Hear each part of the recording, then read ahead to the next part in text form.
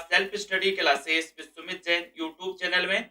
सभी साथी आ जाएं और जल्दी से वीडियो को लाइक कर दें। स्टार्ट हो चुका है आज का ये सेशन और दोस्तों इसमें हमें पढ़ना है काय के बारे में।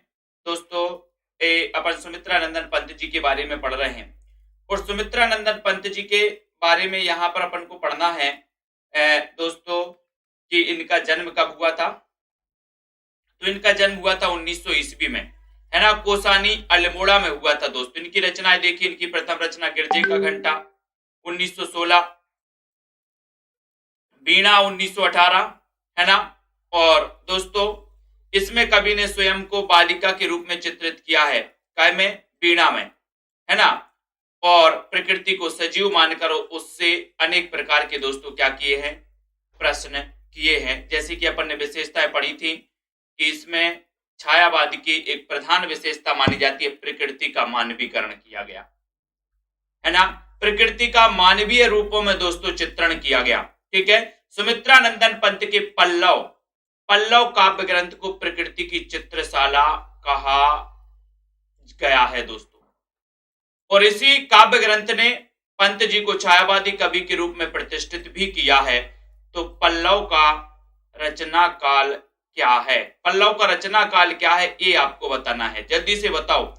सुमित्रानंदन पंत के पल्लव काव्य ग्रंथ को प्रकृति की चित्रशाला कहा गया। इसी काव्य ग्रंथ में पंत जी को छायावादी कवि के रूप में प्रतिष्ठित किया है और पल्लव को छायावाद का मैनिफेस्टो, पल्लव को छायावाद का क्या कहा जाता है, मैनिफेस्टो यानी कि घोषणा पत्र कहा जाता है। पल्लव को छायावाद का मैनिफेस्टो, घोषणा पत्र कहा जाता है, ठीक है। याद रख लेना है अपन को। क्वेश्चन पूछा जाता है कि छायावाद का मैनिफेस्टो किसे कहा जाता है, छायावाद का घोषणा दोस्तों पत्र किसे कहा जाता है, तो आप क्या बताओगे, पल्लव का रचना काल क्या है, तो आपको पता है 1928 है। सुमित्रानंदन पंत की प्रथम छायावादी रचना कौन सी है, उच्छ्वास है। तथा अंतिम छायावादी रचना इनकी कौन सी है, गुंजन है।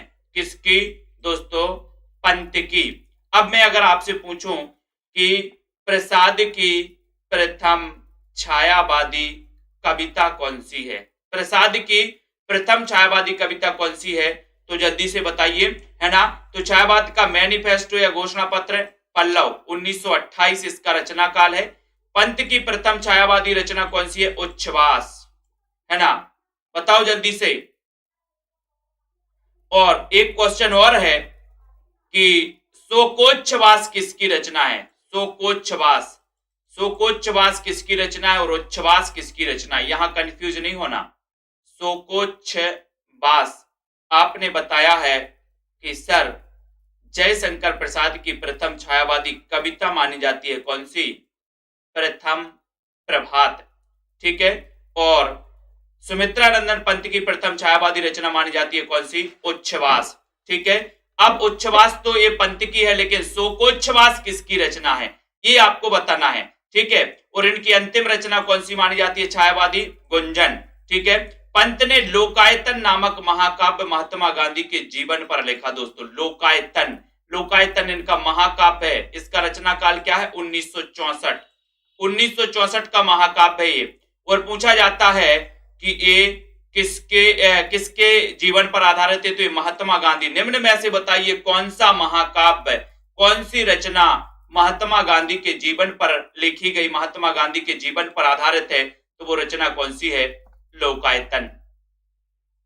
सुमित्रानंदन पंत ने लोकायतन नामक महाकाव्य महात्मा गांधी के जीवन पर लिखा था दोस्तों, कौन सा, लोकायतन, है ना। पंत जी को प्रकृति का सुकुमार कवि कहा जाता है। क्वेश्चन आता है कि प्रकृति का सुकुमार कवि, प्रकृति का चेतेरा कवि किसे कहा जाता है, सुमित्रानंदन पंत जी को। जन्म कब हुआ, 1900, कोसानी अल्मोड़ा में, ठीक है। तो ये अपन को याद रख लेना, पंत जी को प्रकृति का सुकुमार कवि, प्रकृति का सुकुमार कवि अपन को याद रख लेना, ठीक है। लोकायतन का रचना काल क्या है, 1964। इसका काव्य रूप क्या है दोस्तों, महाकाव्य अपन को याद रख लेना, ठीक है। उसके बाद आता है कि पंत जी को प्रकृति का चेतेरा कवि, है ना, कहा जाता है। अपन को याद रख लेना, प्रकृति का चेतेरा कवि, संवेदनशील इंद्रिय बोध का कवि भी कहा जाता है। किसे, पंत जी, संवेदनशील इंद्रिय बोध का कवि किसे कहा जाता है? पंत जी को कहा जाता है ना। युगांत में छायावादी प्रवृत्ति का अंत, प्रगतिवाद का उदय मिलता है दोस्तों। युगांत का रचना काल है 1936, है ना। और इस रचना से युगांत के रचनाकार कौन है दोस्तों? पंत हैं। और इसी युगांत रचना से छायावादी प्रवृत्ति का क्या होता है? अंत और प्रगतिवाद का उदय। तो आपसे पूछा जाता है कि बताइए दोस्तों प्रगतिवाद के प्रवर्तक कौन हैं? जल्दी से आपको बताना है। हाँ, हेलो, आ गए?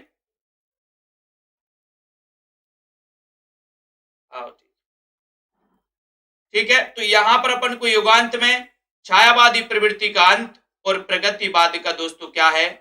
उदय मिलता है। अपन को याद रख लेना, ठीक है। और युगांत युगवाणी और ग्राम्या की प्रकृति पर मानवतावाद का दोस्तों क्या है?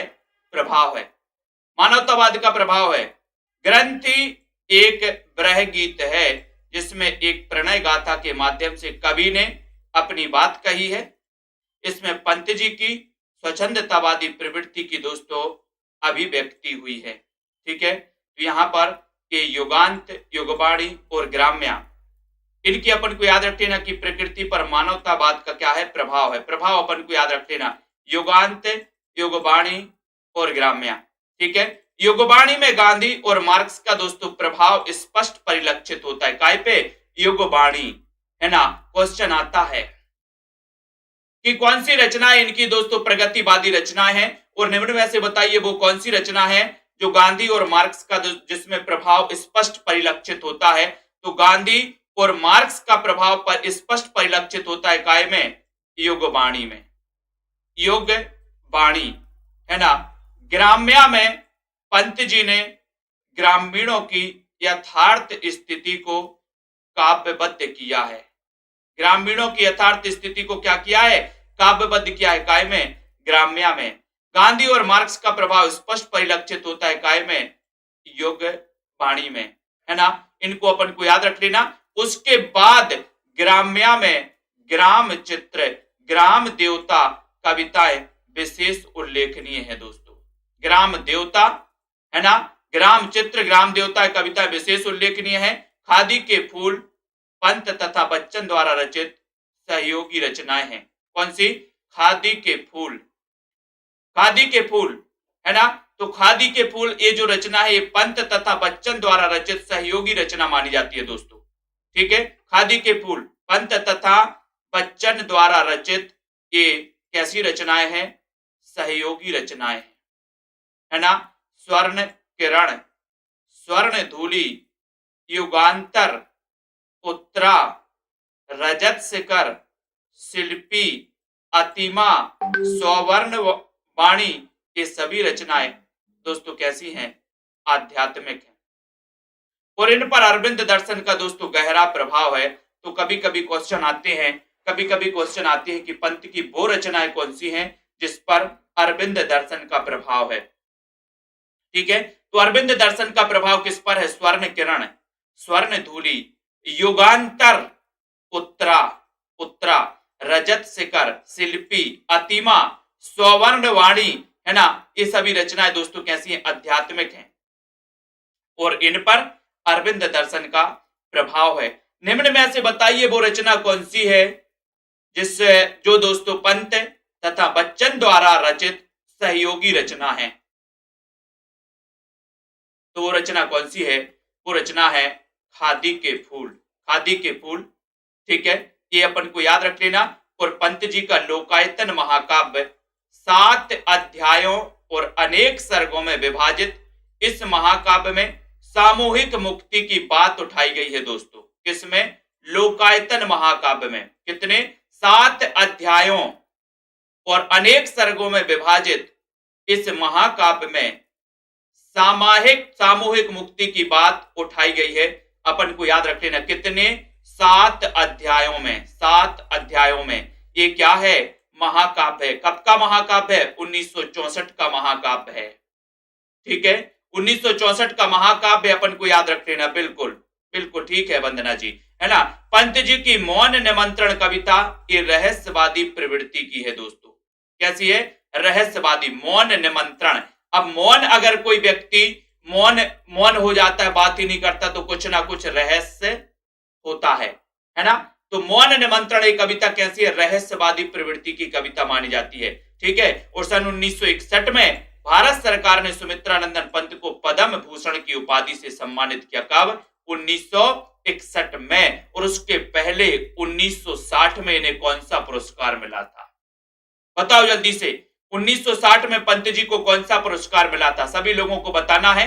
और पंत को लोकायतन काव्य कृति के लिए लेनिन पुरस्कार भी मिला दोस्तों। कौन सी? लेनिन पुरस्कार। किसे? लोकायतन को, है ना। और क्वेश्चन आएगा पंत की कौन सी रहस्यवादी प्रवृत्ति की रचना या रहस्यवादी रचना कौन सी है? तो मौन निमंत्रण। रहस्यवाद से प्रभावित था कौन? छायावाद। छायावाद की एक प्रवृत्ति मानी जाती है रहस्यवाद। और रहस्यवाद में सबसे ज्यादा प्रभावित कौन था छायावाद में? महादेवी वर्मा, है ना। और आपको पता है दोस्तों कि 1960 में इसके पहले इन्हें एक पुरस्कार मिला। 1960 में कौन सा पुरस्कार मिला? वो पुरस्कार मिला साहित्य अकादमी पुरस्कार, है ना। हिंदी साहित्य अकादमी पुरस्कार इन्हें मिला दोस्तों। किस रचना के लिए मिला था इन्हें? कला और बूढ़ा चांद के लिए। कला और बूढ़ा चांद के लिए 1960 में साहित्य अकादमी पुरस्कार मिला। किसे? पंत जी को। और 1961 में कौन सा पुरस्कार मिला इन्हें? पद्म भूषण, है ना। लोकायतन महाकाव्य के लिए इन्हें लेनिन पुरस्कार मिला दोस्तों। किसे? पंत जी को। प्रकृति के चितेरे कवि। 1960 में कला और बूढ़ा चांद पर साहित्य अकादमी पुरस्कार। 1968 में ज्ञानपीठ पुरस्कार मिल गया। पिछली बार क्वेश्चन आया था कि निम्न में से बताइए किस रचना के लिए ज्ञानपीठ पुरस्कार मिला है। टीजीटी में क्वेश्चन आया था दोस्तों ये।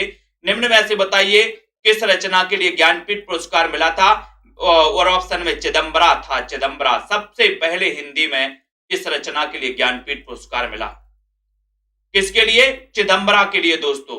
कब मिला? 1968 में मिला। रचना किसकी है? सुमित्रा नंदन पंत की है, ठीक है। ज्ञानपीठ पुरस्कार अपन को याद रख लेना कि जो ज्ञानपीठ पुरस्कार मिला दोस्तों एक केवल 4 रचनाओं के लिए मिला है। वो 4 रचनाएं कौन कौन सी हैं? एक तो है चिदंबरा, है ना। फिर दोस्तों उर्वशी, कितनी नाव में कितनी बार, और यामा, ये 4 रचनाओं के लिए केवल ज्ञानपीठ पुरस्कार मिला। और दोस्तों बाकी फिर उसके बाद 1982 के बाद ये संपूर्ण साहित्य में मिलना चालू हो गया। क्या? ज्ञानपीठ पुरस्कार, ठीक है। तो यहां पर सुमित्रा नंदन पंत के काव्य को विद्वानों ने 4 चरणों में बांटा है दोस्तों। इनकी छायावादी रचनाएं कौन कौन सी हैं पंत जी की? तो यहां पर अपन ने एक ट्रिक बनाई थी इनकी छायावादी रचनाओं की कि बॉस की ग्रंथि वीणा के पल्लव में गूंज रही है। बॉस की ग्रंथि कहां गूंज रही है? बोले वीणा के पल्लू में गूंज रही है। पल्लू, गाना नहीं सुना वो? पल्लू लटके ओ तेरा पल्लू लटके, सुना है? बहुत बढ़िया। तो बॉस की ग्रंथि वीणा के पल्लू में पल्लव में गूंज रही है। तो बॉस से हो जाएगा उच्छ्वास, ग्रंथि से हो जाएगा ग्रंथि, वीणा से हो जाएगा वीणा, पल्लव से पल्लव, है ना, गूंज से गुंजन। ये इनकी दोस्तों छायावादी रचना है। और आपको पता है कि इनकी दोस्तों अंतिम छायावादी रचना कौन सी मानी जाती है? गुंजन। गुंजन याद रख लेना। उच्छ्वास 1920, है ना। जयशंकर प्रसाद की शोकोच्छ्वास 1910 की थी, लेकिन यहां पंत की उच्छ्वास 1920 की है। डबल कर दिया बॉस। ग्रंथि 20, है ना। वीणा 1927 वीणा, है ना। पल्लव 28, बोले 28 में पल्लू डाला था हमने। पल्लू कब डाला था सिर पे? बोले 28 में। बोले क्यों? बोले शादी हो गई तो पल्लू डालना पड़ा, है ना। वीणा कब बजी थी? बोले 27 में वीणा बजी थी, है ना। ग्रंथि 20 और गुंजन 32। बोले सर गुंजन 32, ठीक है। तो उच्छ्वास, ग्रंथि, वीणा, गुंजन। तो यहां पर वॉस से वॉस, ग्रंथि से ग्रंथि, वीणा से वीणा, पल्लव से पल्लव, गुंजन से गुंजन। तो बॉस की ग्रंथि में वीणा के पल्लव, बॉस की ग्रंथि वीणा के पल्लव में गूंज रही है। ये रचना की ट्रिक है इनकी पंत की छायावादी रचनाओं की ट्रिक। उसके बाद प्रगतिवादी, इनकी प्रगतिवादी रचनाएं, है ना। तो युग युग की ग्राम्या प्रगति करेगी, युग युग की ग्राम्या क्या करेगी, प्रगति करेगी दोस्तों, प्रगति करेगी, है ना।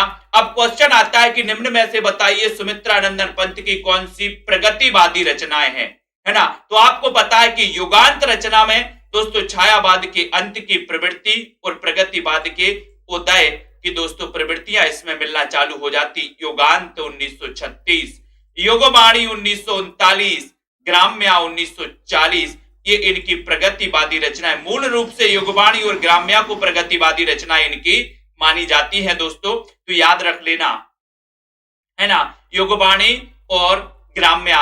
और तभी आपको पता है कि सर प्रगतिवाद का प्रवर्तक किसे माना जाता है, तो अपन क्या लगाते हैं, पंत, सुमित्रानंदन पंत प्रगतिवाद का प्रवर्तक। क्वेश्चन आता है प्रगतिवाद का प्रवर्तक कौन है, उत्तर होता है सुमित्रानंदन पंत। युग युग की ग्राम्या क्या करेगी, प्रगति करेगी, युग युग, है ना। तो युगवाणी, युगांत और ग्राम्या ये इनकी प्रगतिवादी रचनाएं किसकी, सुमित्रानंदन पंत। जन्म कब हुआ इनका, बोले सर 1900 ईस्वी में जन्म हुआ, कहां पर, कोसानी अल्मोड़ा। प्रकृति का चितेरा कवि, है ना। इनकी अंतस चेतनावादी रचनाएं, इनकी अंतस चेतनावादी रचनाएं कौन सी हैं, स्वर्ण किरण, स्वर्ण धूलि, युगपथ। तो स्वर्ण किरण 47 में ही स्वर्ण किरण निकली थी, बोले सर भारत की। स्वर्ण धूलि 1947, युगपथ 1949, 1949 में हमें पथ बनाना था, युगपथ, ठीक है। उसके बाद इनकी नव मानवतावादी रचनाएं, पंत की नव मानवतावादी रचनाएं कौन कौन सी हैं, नव मानवतावादी। तो यहां पर अपन को याद रख लेना, मानवतावादी उत्तर की कला अतिमा के लोक की चिदंबरा में है। मानवतावादी उत्तर की कला अतिमा के लोक की चिदंबरा में है। एक अपन ने यहां पर ट्रिक बना ली, है ना। तो यहां पर बात करें नव मानवतावादी उत्तरा, उत्तरा 1949, उत्तरा, कला और बूढ़ा चांद 1959, कला और बूढ़ा चांद अपन को याद रख लेना, है ना। ये 1959 की रचना है। 1960 में इस रचना को दोस्तों साहित्य अकादमी पुरस्कार मिल जाता है, किसको, कला और बूढ़ा चांद। एक कौन सी रचना है, मानवतावाद, नव मानवतावादी रचनाएं मानी जाती हैं, उत्तरा, है ना। अतिमा, अतिमा 1955, अतिमा, है ना। लोकायतन ये महाकाव्य 1964 का, ये नव मानवतावादी रचनाएं ये पूछी जाती हैं। तो ये लोकायतन अपन को याद रख लेना, गांधी जी के जीवन पर आधारित महाकाव्य दोस्तों, कौन सा, लोकायतन। रचना काल क्या है, 1964, ठीक है। चिदंबरा, चिदंबरा भी अपन को याद रख लेना। तो ये रचना इनकी कैसी मानी जाती है, नव मानवतावादी। लेकिन क्वेश्चन अगर आ जाए कि निम्न में से बताइए सुमित्रानंदन पंत जी की कौन सी रचना नव मानवतावादी रचना है, तो आपको पता होना चाहिए, उत्तरा, कला और बूढ़ा चांद, अतिमा, लोकायतन, चिदंबरा। तो मानवतावादी उत्तर की कला अतिमा के लोक की चिदंबरा में है, अतिमा के लोक की चिदंबरा में है। और आपको पता होगा कि सर इस चिदंबरा को 1968 में ज्ञानपीठ पुरस्कार मिल जाता है, जो कि हिंदी में सबसे पहले, किसे, सुमित्रानंदन पंत जी को, ठीक है। और नंदलाल वाजपेयी ने सुमित्रानंदन पंत को छायावाद का प्रवर्तक या जनक माना है, किसने, कभी क्वेश्चन आ जाए, मैंने आपको कई बार बताया है कि छायावाद शब्द का सबसे पहले प्रयोग किया था मुकुटधर पांडे ने। मुकुटधर पांडे का जन्म हुआ था 1895 में दोस्तों। इन्होंने छायावाद शब्द का सबसे पहले प्रयोग किया। स्वच्छंदतावाद शब्द का सबसे पहले प्रयोग भी इन्होंने ही किया, किसने, मुकुटधर पांडे ने, है ना। और मुकुटधर पांडे को रामचंद्र शुक्ल ने क्या माना, छायावाद का प्रवर्तक माना दोस्तों, किसको, मुकुटधर पांडे को। लेकिन नॉर्मल क्वेश्चन अगर आ जाए कि छायावाद का प्रवर्तक कौन है, तो आप क्या लगाओगे कि छायावाद का प्रवर्तक जयशंकर प्रसाद, नॉर्मल क्वेश्चन। और अगर पूछा जाए रामचंद्र शुक्ल ने किसे माना, मुकुटधर पांडे, ईला चंद्र जोशी ने किसे माना, जयशंकर प्रसाद, नंद दुलारे वाजपेयी ने किसे माना, तो आपको लगाना सुमित्रानंदन पंत, याद रख लेना, ठीक है। और उसके बाद दोस्तों यहां से अपन आगे बढ़ते हैं, है ना, और बात करते हैं सूर्यकांत त्रिपाठी, त्रिपाठी निराला, त्रिपाठी निराला जी के बारे में, जिनका जन्म 1899 और कई जगह आपको 1897, और दोस्तों 1897 अधिकांश जगह मिलता है इनका जन्म। इनके जन्म को लेकर के क्या है, मतभेद है, किसके, निराला की, ठीक है। सूर्यकांत त्रिपाठी निराला, आपने छायावाद पढ़ा है दोस्तों। छायावाद के 4 आधार स्तंभ हैं, कौन कौन से हैं, जयशंकर प्रसाद, सुमित्रानंदन पंत, महादेवी वर्मा और निराला। जयशंकर प्रसाद का जन्म 1889 में, सूर्यकांत त्रिपाठी का जन्म दोस्तों 1897 में, है ना, और सुमित्रानंदन पंत का जन्म 1900 में, और महादेवी वर्मा का जन्म हुआ था 1907 में। बोले महादेवी जब साथ में है तो चिंता नहीं है फिर, ठीक है, साथ में, याद रख लेना। उसके बाद सूर्यकांत त्रिपाठी निराला के जन्म को लेकर के क्या है, मतभेद है ना। महिषादल मेदिनीपुर में इनका जन्म हुआ था दोस्तों, किसका, निराला जी का। बड़े ही निराले कवि थे, और निराले कवि को निराला से ही अपन को याद रख लेना दोस्तों। जैसा कवि का नाम है वैसे ही उसकी रचनाएं याद करनी अपन को, निराला तो फिर निराला, है ना। हिंदी में स्वच्छंद छंद के प्रथम प्रयोक्ता, ये क्वेश्चन कई बार आ चुका है, कई बार एग्जामों में आ गया। पिछली बार टीजीटी में पूछा गया था, एमपी टेट में क्वेश्चन पूछा गया कि स्वच्छंद छंद के प्रथम प्रयोक्ता कौन माने जाते हैं। छंद मुक्त या मुक्त छंद के प्रथम प्रयोक्ता कौन माने जाते हैं, तो वो माने जाते हैं सूर्यकांत त्रिपाठी निराला। निराला याद रख लेना। निराला को ओज, उदात्त और विद्रोह का कवि कहा जाता है, ये याद रख लेना। कई बार क्वेश्चन आ चुका है, ओज, उदात्त और विद्रोह का कवि किसे कहा जाता है। ओज, उदात्त और विद्रोह का कवि किसे कहा जाता है, तब आपका राइट आंसर होता है दोस्तों सूर्यकांत त्रिपाठी निराला को, ठीक है। सन 1916 में रचित जूही की कली निराला जी की पहली कविता मानी जाती है दोस्तों। कौन सी, जूही की कली। रचना काल क्या है, 1916। ये दोस्तों याद रख लेना, जूही की कली। और इनका प्रथम काव्य संग्रह कौन सा है, अनामिका। और अनामिका ये 1923 याद रख लेना, अनामिका 1923 में प्रकाशित हुआ दोस्तों। कौन सा, अनामिका। ये इनका प्रथम काव्य संग्रह माना जाता है, कौन सा, अनामिका। अब अगर क्वेश्चन पूछा जाए कि निराला की प्रथम कविता कौन सी है, जूही की कली, रचना काल क्या है, 1916। जूही की कली दोस्तों आपको पता है, इसको प्रकाशित करने से महावीर प्रसाद द्विवेदी ने मना कर दिया। महावीर प्रसाद द्विवेदी की बात करें तो 1903 में ये सरस्वती के संपादक बन गए और 1920 तक के संपादक बने रहे। 1916 में जूही की कली निराला जी की रचना दोस्तों आई, सरस्वती में प्रकाशित होने के लिए गई, तो इसके संपादक कौन थे, महावीर प्रसाद द्विवेदी। उन्होंने मना कर दिया, बोले ये रचना, इसमें अश्लीलत्व का उन्होंने दोस्तों आरोप लगाकर इस रचना को वापस कर दिया था कि ये प्रकाशित नहीं हो सकती। किसने, महावीर प्रसाद द्विवेदी ने।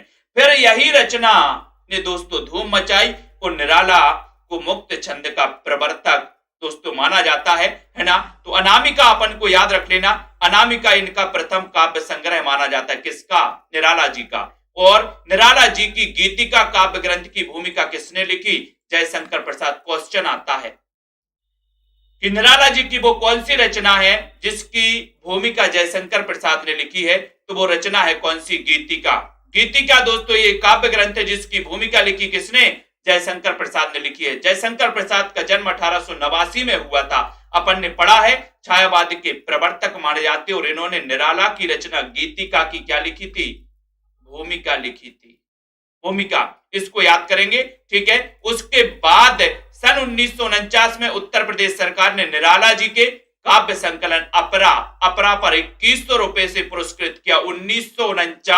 1949 में 2100 रुपए बहुत बड़ी राशि होती थी दोस्तों, 1949 में, है ना। और इस 1949 में अपरा, इनकी कौन सी कृति, अपरा के लिए 2100 रुपए से पुरस्कृत किया दोस्तों। कौन सी सरकार ने, उत्तर प्रदेश सरकार ने।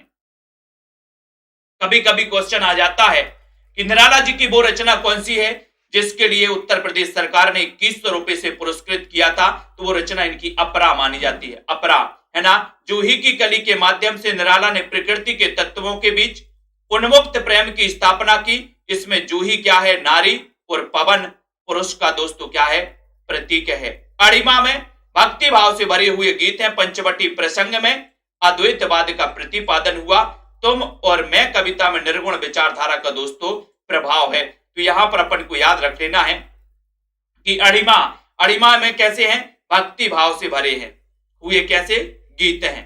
पंचवटी प्रसंग, यहां कंफ्यूजन होता है दोस्तों, एक रचना है पंचवटी और एक रचना है पंचवटी प्रसंग।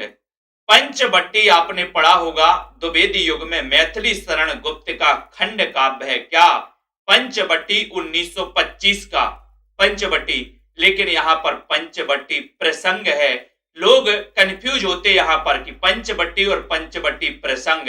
तो पंचवटी प्रसंग, पंचवटी का प्रसंग निराला है, पंचवटी का प्रसंग निराला है, तो ये रचना भी निराला जी की है ना। और पंचवटी वो खंड काव्य है मैथिली क्षणगुप्त, क्योंकि पंचवटी में मैथी बोई है, मैथी बोई है, तो वो रचना मैथिली क्षणगुप्त की है ना। मैं अद्वैतवाद का प्रतिपादन हुआ, तुम और मैं कविता में निर्गुण विचारधारा का दोस्तों क्या है, प्रभाव है। निराला कृत तुलसीदास, तुलसीदास ये क्या है, खंड काव्य, इसका रचना काल बताइए, तुलसीदास का रचना काल बताइए। तुलसीदास बोले सर अभी तक तो मैंने ये पढ़ा है कि एक कवि का नाम पढ़ा, अब ये रचना कहां से आ गई। ये रचना कई बार पूछी गई कि तुलसीदास किसकी रचना है, और एक कवि का नाम है इसलिए रचना ये बार बार पूछी जाती, तुलसीदास किसकी रचना है। बोले सर ये तुलसीदास रचना है किसकी, निराला की, क्योंकि तुलसीदास निराला कवि था, है ना, तो ये निराला की रचना है। और इसका काव्य रूप क्या है, तो काव्य रूप इसका खंड काव्य, इसमें तुलसीदास जी के ग्रह त्याग की प्रसिद्ध घटना का दोस्तों वर्णन मौलिक ढंग से हुआ है। ग्रह त्याग की बात मैंने आपको कई बार बताई है। एक बार क्या हुआ कि तुलसीदास का विवाह हुआ किससे, रत्नावली से, है ना। और तुलसीदास जी का विवाह रत्नावली से हुए, मतलब इनकी पत्नी का नाम क्या था, रत्नावली नाम था। और अपनी पत्नी रत्नावली से इतना प्रेम करते थे, इतना प्रेम करते थे कि उनके बिना ये रह नहीं पाते थे। कौन, तुलसीदास। इतना प्रेम शायद ही आज कोई करता हो, है ना। और अगर कोई करता है तो कमेंट में जरूर बताना कि सर हम करते हैं, है ना। तो यहां पर तुलसीदास अपनी पत्नी से बहुत प्रेम करते थे। एक बार क्या हुआ, सावन का मौका होगा, सावन के समय, है ना, होगा मौका ऐसा, अपन कल्पना कर लेते हैं कि तुलसीदास की पत्नी रत्नावली मायके गई।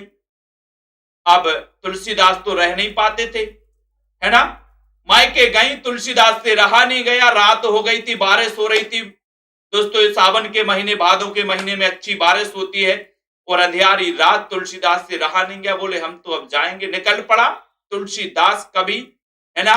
और दोस्तों बारिश हो रही है, नदी उफान पर है, अंधियारी रात है, तुलसीदास निकले। अब नदी कैसे पार की जाए, तो नदी पार करना है, एक मुर्दा बहता हुआ जा रहा है। कवि ने समझा कि ये कोई लकड़ी जा रही है, बैठ गए और जैसे तैसे उस पार हो गए, जैसे तैसे ससुराल पहुंचे। अब वहां पर सारे दरवाजे बंद हैं, अब ऊपर कहां से जाए, कैसे मिले रत्नावली से। एक सांप लटक रहा था, उसको रस्सी समझ करके तुलसीदास चढ़ गए ऊपर। रत्नावली, खिड़की खोली, रत्नावली। बोले तुलसीदास तुम, बोले हाँ। बोले इतनी रात को, बोले हाँ हमसे रहा नहीं गया, हम दौड़े चले आए, है ना। तब रत्नावली कहती है ना कि धिक धिक ऐसे प्रेम को, है ना। इस प्रकार से एक दोहा उन्होंने कहा था दोस्तों कि लाज ना लागत आपको और दौड़े आयत नाथ, धिक धिक ऐसे प्रेम को का कहूं मैं। इस प्रकार से दोस्तों इन्होंने एक दोहा कहा। इसका मतलब यही था कि इतनी रात को आप दौड़े आए, बोले जितना प्रेम आप हमसे करते हो, इतना प्रेम अगर भगवान श्री राम से करोगे तो भवसागर से तर जाओगे। तुलसीदास बेचारा कवि वैसे ही तो इतनी रात को बारिश में चलता हुआ, परेशान होता हुआ पहुंचा, और पत्नी ने बोल दिया, बोले तुलसीदास का माइंड खिसक गया। बोले हद तेरी की, जिसके लिए मैंने रात नहीं देखी, नदी उफान पर थी वो भी नहीं देखी, मैंने सांप नहीं देखा, कुछ नहीं देखा, उसने आज मुझे ऐसे शब्द बोल दिए। निकल पड़ा तुलसीदास। माइंड में जितना प्रेम दोस्तों वो रत्नावली से करते थे, अब तुलसीदास को वैराग्य हो गया। कहते हैं कि तुलसी को वैराग्य हुआ है, अपन ने रचनाओं की ट्रिक बनाई थी कि तुलसी को वैराग्य हुआ है, राम राम एह जान की, है ना। तुलसीदास निकले, तुलसीदास दोस्तों निकले, और कहते हैं इतनी भक्ति की उन्होंने, इतनी भक्ति की, रत्नावली से जितना प्रेम करते थे उससे ज्यादा भक्ति भगवान श्री राम की। और कहते हैं कि चित्रकूट के घाट पे भाई संतन की भीड़, है ना, और तुलसीदास चंदन घिसे तिलक देत रघुवीर, है ना। ऐसी पंक्ति दोस्तों आपके सामने आ जाती है। ऐसे थे अपने तुलसीदास। और एक तुलसीदास खंड काव्य लिखा किसने, निराला जी ने।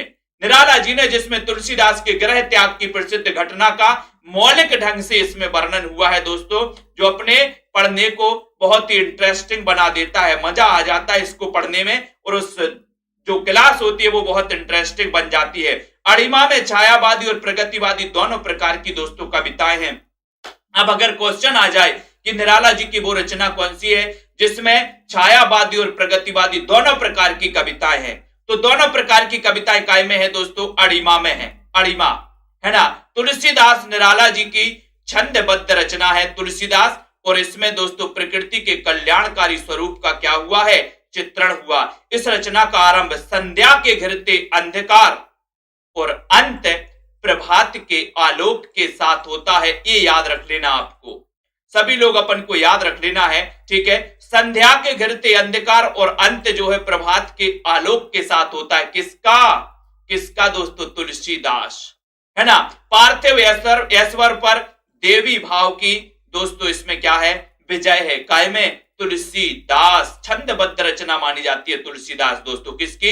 निराला जी की। ये भी अपन को याद रख लेना। निराला के व्यंग्य काव्य में कुकुरमुत्ता इनकी व्यंग्यात्मक रचना कौन सी है? कुकुरमुत्ता किसकी? निराला जी की। सबसे सशक्त रचना है इसमें नवाब के बाग में उगा कुकुरमुत्ता, पास में खिले गुलाब को फटकारता है।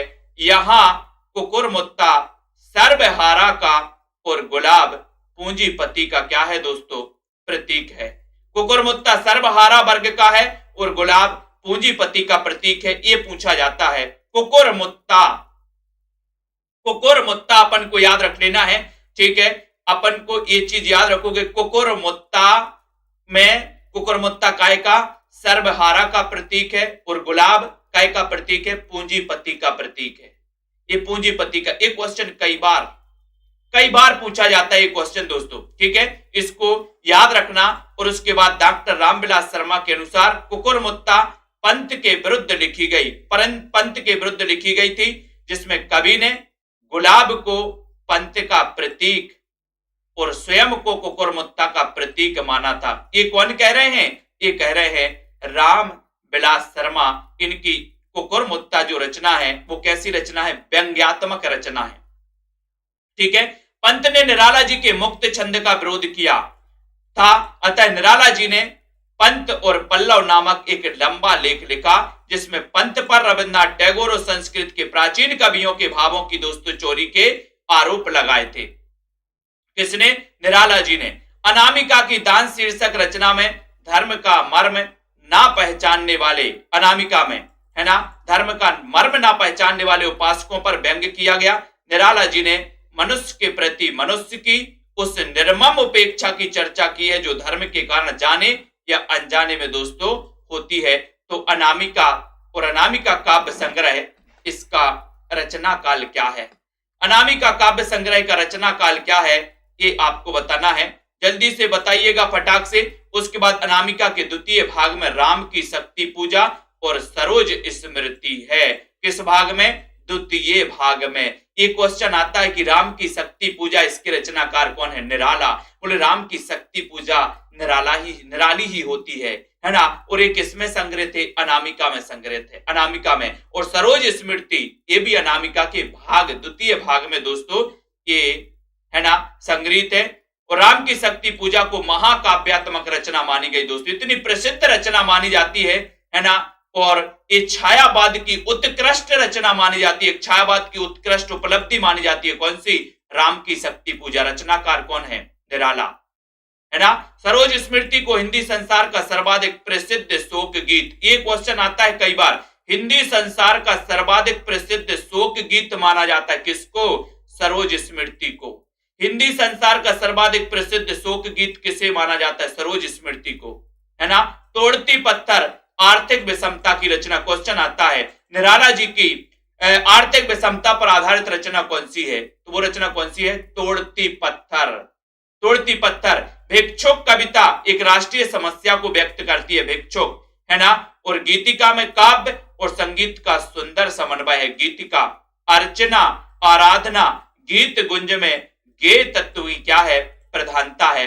अर्चना आराधना और गीत गुंज में। तोड़ती पत्थर आर्थिक विषमता, भिक्षुक राष्ट्रीय समस्या को व्यक्त करती है। गीतिका काव्य और संगीत का दोस्तों सुंदर समन्वय है ना। और सरोज स्मृति को हिंदी संसार का सर्वाधिक शोक प्रसिद्ध शोक गीत माना जाता है ना। और राम की शक्ति पूजा इसे महाकाव्यात्मक रचना माना जाता है। ठीक है, तो ये दोस्तों अपना सेशन था जिसमें अपन ने निराला जी को पढ़ा है। ठीक है, और बहुत ही अच्छे तरीके से इसको पढ़ा और यहां से क्वेश्चन कई बार आते हैं, है ना। आधुनिक काल में अगर सर्वाधिक क्वेश्चन पूछे जाते तो वो पूछे जाते छायावाद से। ठीक है, तो आपको अध्ययन करते रहना है। और दोस्तों 12 जनवरी से नया बैच चालू हो रहा है। जिन भी साथियों को अपने आसपास वाले एमपी टेट टीजीटी पीजीटी वाले जिन भी साथियों को एडमिशन लेना हो सबको बता देना कि नए बैच में आइए और हिंदी साहित्य को त्रिकी तरीके से मस्त तरीके से, है ना, मंत्र मुग्ध होकर के पढ़िए दोस्तों, मजा आएगा आपको भी।